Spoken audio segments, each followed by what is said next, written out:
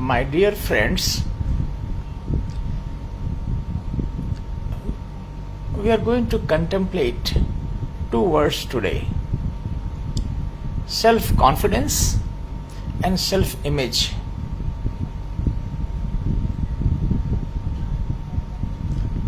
The beginning of this story is to inquire, who am I? It is impossible in the natural world to see oneself. No one, not even human, animal, or any person in any form has ability to see oneself. They can see everything in the world, but one person they can't see is they themselves.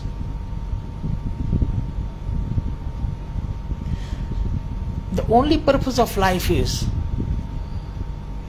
to know oneself, who it is. And purpose of all work, all relationship in the world is towards knowing the self. Not only knowing the self, but believing in the self and having a confidence in the self. That is called self-confidence.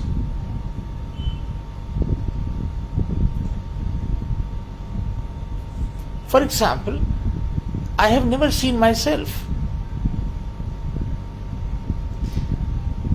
I could see myself in the mirror, in the photograph. Someone told me, who am I? Someone told me that I am his son. Someone told me that I am a student. Someone told me I am his friend. So everyone has found their own definitions about myself. But who am I? I don't know myself. I have thousands of definitions, one given by my father, the other given by my school, third given by my profession. I have been identified by so many people in the world with so many identifications, so many introductions, which is impossible for me to evaluate and come to a conclusion, who am I really? So the only purpose of life is to discover who you are, because you are the only person who didn't know who you are. You can gather information about atomic physics, quantum physics, optics, thermodynamics, psychology, law, but there is no subject to know who you are yourself. And you have thousands and thousands of identities.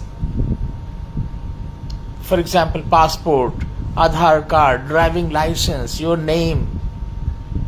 So many identities. So, what is the problem? Why don't you know yourself? The only method that you have is to look in the world, a naturally formed world, physical world, and you get the feedback through the mirror, feedback through the interactions, feedback about others' opinion about yourself. So, can you really find yourself with the worldly introduction?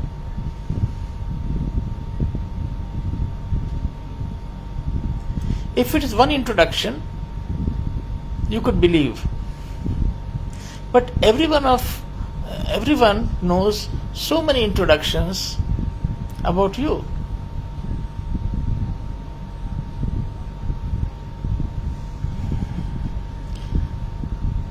And we create a kind of a common identity, which is a false identity in the world, that is called self-image. Self-image is the belief that you are what you are perceived as. You are a prisoner of the perception, and you create a perception for yourself that I am a minister, I am a judge, I am an educated person. Whatever definitions you give to yourself, and you start believing in that, that perception is called self-image, and you protect their self-image. You protect your honor, you protect your visual appearances, you protect your property, you protect anything associated with you. In other words, you are protecting your self-image, not the self-confidence. Images change. I was a young man once upon a time, now I'm an old man. So my self-image is always changing. So when it is changing, I must protect it. I should look young all the time. I should color my hair as if I was a young person once upon a time. So these efforts to protect the self-image will finally of no use. So therefore, because self-image is changing, it is not in your control, you protect it. But if you know who you are, you have a confidence in the self which is unchanging, which is eternal. That self-confidence, if you know, you get rid of any need to protect self-image.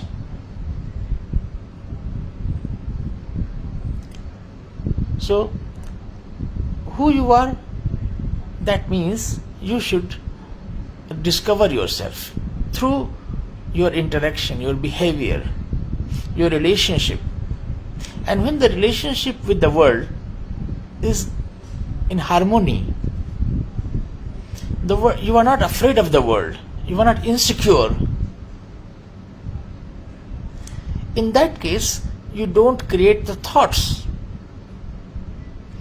Thoughts are only produced when you are having a fear or some desire. So therefore, when you are in harmony of the world, harmony with the world, a natural world, you have no stress. And so if there is no stress, thoughts are not produced.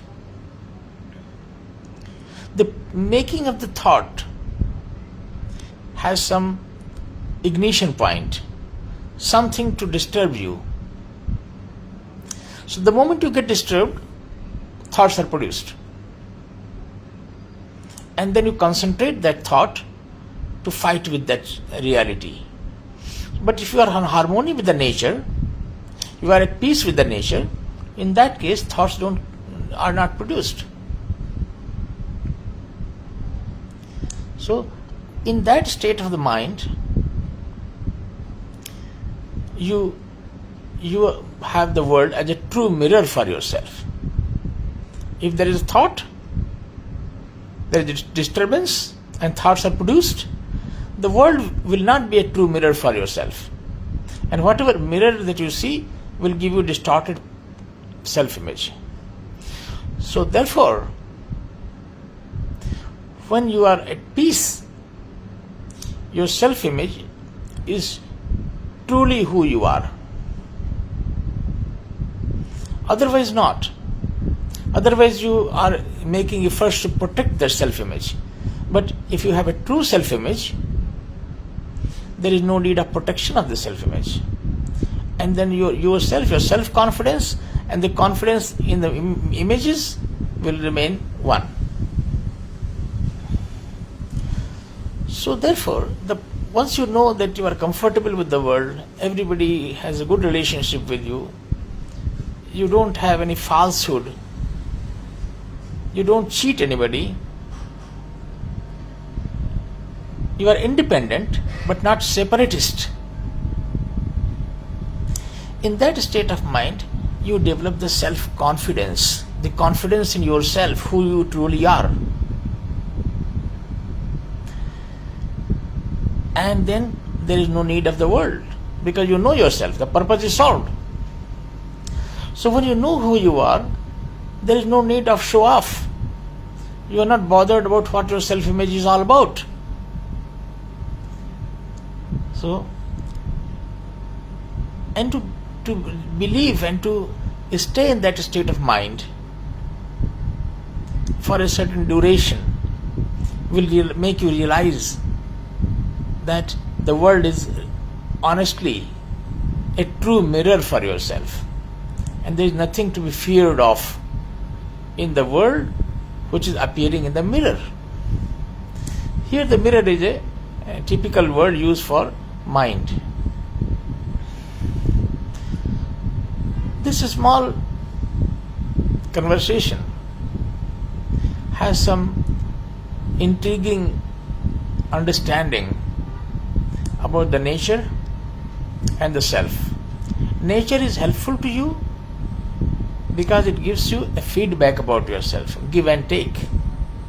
The world is a natural mirror for yourself, which will show you the self-image. But the self-image, if it is changing, you have to protect that. You have to secure that, which is not possible. Therefore, getting rid of self-image is the only way to achieve self-confidence. If you have a self-confidence, mirror images are unnecessary. You have no ego. Ego is nothing but self-image. And self-confidence is who you are. In either of the cases is true. And there is a middle way, that when you are, your self-image and self-confidence both are one. That means you have a true mirror found. Your life is not stressful. You are not afraid of the world. World is a friend for you. It is a true mirror for you. Therefore, you live the way you want, because the world is a mirror only. So there's nothing to be afraid of the mirror. Gentlemen and ladies, this was a small conversation I wish to have with you. With my best wishes. Thank you very much.